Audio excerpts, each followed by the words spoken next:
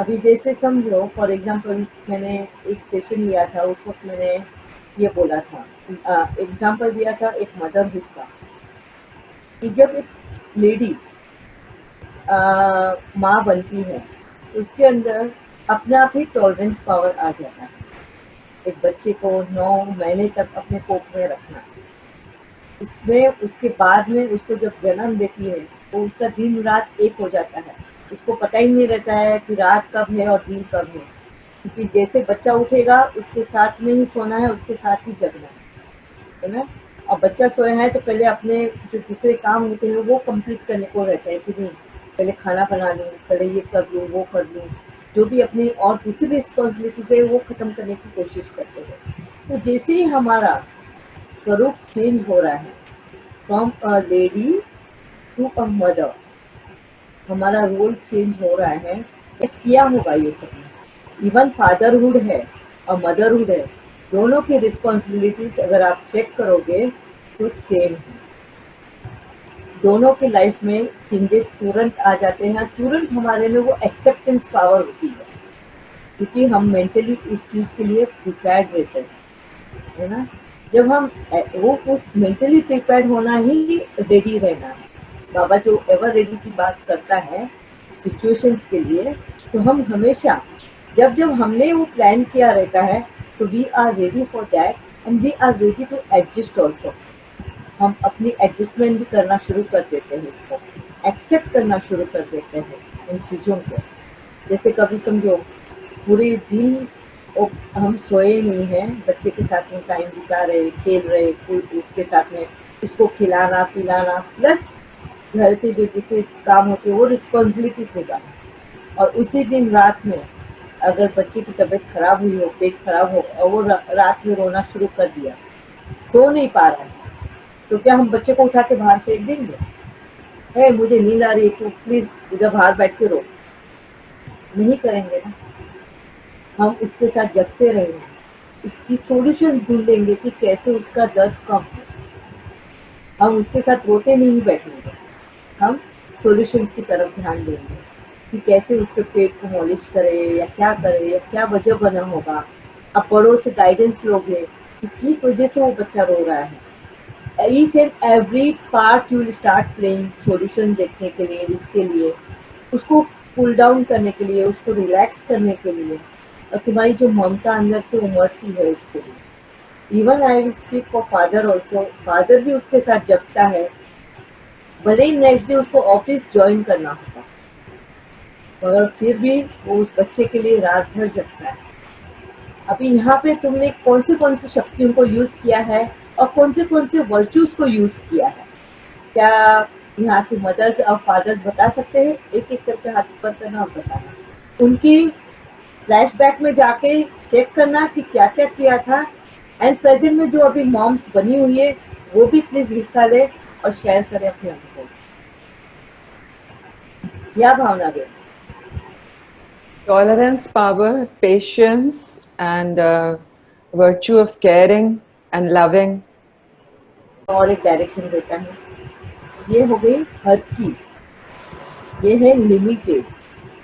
Y बाबा से limited? Because हम जैसे समझो टॉलरेंस पावर है तो हमारा लिमिटेड लोगों के लिए ही है।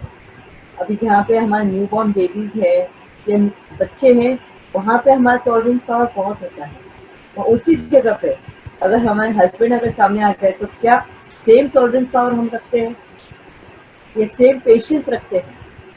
And even I will ask for the husbands, क्या हम सेम टॉलरेंस और सेम पेशेंस अपने वाइफ्स के लिए रखते हैं?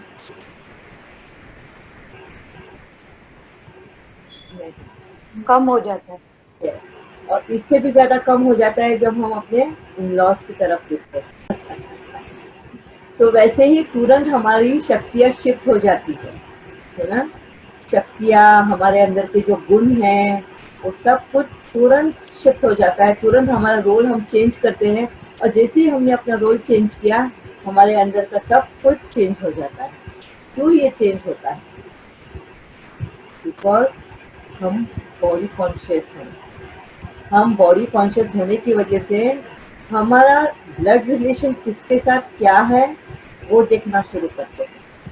और जैसे ही हम अपना ब्लड रिलेशन देखते हैं, हमारा रिलेशन की तरफ ध्यान जाता है, तो हमारी प्रायोरिटी हम सेट करते हैं। और जैसे ही हमने प्रायोरिटी सेट कर दी, हम उस हद में आ गए, और वही हद हमें विकारों वश प्रभावित करता है। विकारी वृत्ति, विकारी संस्कार हमारे एडप्ट होना शुरू करते हैं। जहाँ हमारे गुण और जहाँ हमारी शक्तियाँ हैं, वो जगह ले लेते हैं विकार, और फिर वही विकार हमारे संस्कार बन जाते हैं, और यही संस्कार हमारे कर्म है। सबको यह एक्सपीरियंस। अभी एक छोटा सा एग्जांपल देती हूँ इसमें। हम शादी करने से पहले अगर समझो हमारी बहन या भाई हो, तो हम किस तरीके से रहते हैं उनके साथ में? लड़ते झगड़ते हैं, चीज़ों के लिए लड़ाई भी करेंगे, झगड़ेंगे भी, मगर फिर भी एक दूसरे के लिए उतना ही प्यार भी रखेंगे, उतना ही। जैसे अगर समझो हम दोनों बहनों ने फाइट किया, और अगर मम्मी डैडी आ गए वहाँ पे, तो हम तुरंत चुप हो जाएंगे, एक दूसरे को बचाने की कोशिश करेंगे कि नहीं नहीं मम्मी, उसकी गलती नहीं है, बस हम लोग दोनों खेल रहे थे, है ना। हम एक दूसरे की साइड लेंगे, एक दूसरे को बचाएंगे। We will not expose our faults और अवर सिबलिंग फॉल्ट्स। हम अपने सिबलिंग के फॉल्ट्स भी एक्सपोज नहीं करेंगे अपने पेरेंट्स के सामने, क्योंकि हमें पता है कि उसको डांट पड़ेगी, और डांट पड़ेगी तो हर्ट तो हमें भी होगा। अगर अपने बहन या भाई को अगर डांट पड़ने वाली है या चपाट पड़ने वाली है, तो उसका दर्द हमें भी महसूस होगा, ये हमें पता है। और यही वजह बन जाता है कि हम उनकी गलतियों को छुपाने की कोशिश करते हैं। अभी ये सेम चीज शादी होने के बाद में, जब तुम्हारी ननद या देरानी के साथ में सेम चीजें होती हैं, क्या तुम वही बातें छुपाने की कोशिश करते हो या एक्सपोज करने की कोशिश करते हो? है ना, एक्सपोज करने की कोशिश करेंगे, हम बताने की कोशिश करेंगे, देखो तुम्हारी बेटी ने क्या किया। हम अपनी सास को बोलेंगे, देखो तुम्हारी बेटी ने क्या किया। हम देरानी को बोले, देरानी अगर होगी तो सास को बोलेंगे, देखो तुम्हारी दूसरी बहू ने क्या किया। हम अपने हस्बैंड को बोलेंगे, देखो तुम्हारे भाई की वाइफ ने क्या किया, तुम्हारी भाभी ने क्या किया। और इसी जगह पे जब हमारी मैके की बात आ जाएगी, हम क्या करेंगे? छुपाने की कोशिश करेंगे। हमारे माँ बाप से गलती हुई हो, हमारे भाई भाभी से गलती हुई हो, हमारी बहन से गलती हुई हो, हम उसको छुपाएंगे, इग्नोर करने की कोशिश करेंगे। वो बताएंगे भी नहीं कि उन्होंने भी सेम वही अगर गलती होती है, तो हम बताने की भी कोशिश नहीं करेंगे, छुपाने की, या हम रीजन देंगे कि किस सिचुएशन में उन्होंने किया। तो यहाँ पे अगर आप देखोगे, चीजें वही है हमारे अंदर, है ना। वो प्यार भी है, वो भी है, but since due to body conscious हम डिफ्रेंशिएट कर रहे हैं। प्यार एक जगह प्यार दिखा रहे हैं, तो एक जगह पे विकारी संस्कार दिखा रहे हैं। तो दोनों रोल हम प्ले कर रहे हैं। वाई? Because of relations. और ये रिलेशंस क्यों? क्योंकि इस आंखों के तरफ से हम बॉडी की तरफ देखते हैं और उसको प्रायोरिटाइज करते हैं, उसको वे करते हैं कि कितना किसका वजन है रिलेशन का, isn't it? तो हम कैसे विकारों को धारण भी करते हैं, एडॉप्ट, बाबा बोलते हैं ना, विकारों को एडॉप्ट किया जाता है, गुणों को इमर्ज किया जाता है। तो दिस इज व्हाट बाबा is trying every time to differentiate, कि विकारों को एडॉप्ट नहीं करना है, गुणों को इमर्ज करना है। अच्छा, ये हमें पहले समझा देता है, और बाद में लास्ट में वो टैगलाइन देता है, क्या? जो कर्म तुम करोगे वही फल तुम्हें मिलेगा। जैसे कर्म तुम करोगे वैसा ही फल तुम्हें मिलेगा। अभी आज अगर तुमने अपनी बहन की बाजी बचाई होगी, उसको, उसकी गलतियों को संभाला होगा, कल को वो भी वही करेगी। आज अगर तुमने अपनी ननद की बाजू को एक्सपोज किया होगा, कल को वो भी वही करेगी। तो गिव एंड टेक हमेशा चलते रहता है, और ये मल्टीप्लाई होते रहता है। कभी इस जन्म से नेक्स्ट जन्म में भी कैरी ऑफ होता है। नेक्स्ट जन्म में इस जन्म की मेरी शायद ननद, नेक्स्ट जन्म में वो मेरी फ्रेंड भी हो सकती है, या इस जन्म की मेरी फ्रेंड अगले जन्म में मेरी भाभी भी हो सकती है, बहन भी हो सकती है। तो कभी कभी हमने देखा होगा, दो बहनें होती है, वो इतनी झगड़ालू होती है, इतनी झगड़ालू, मतलब वो एक मिनट भी एक दूसरे को बैर नहीं कर सकते। भले ही एक माँ बाप, एक माँ से गर्भ में ही जन्म लेकर आए हुए हैं। ऐसे भी हमने कहानियां सुनी हैं, दो बहनें इतनी झगड़, मतलब माँ को लिटरली दोनों को अलग अलग रूम में पैक करना, आमने सामने देखते ही लड़ पड़ेंगे।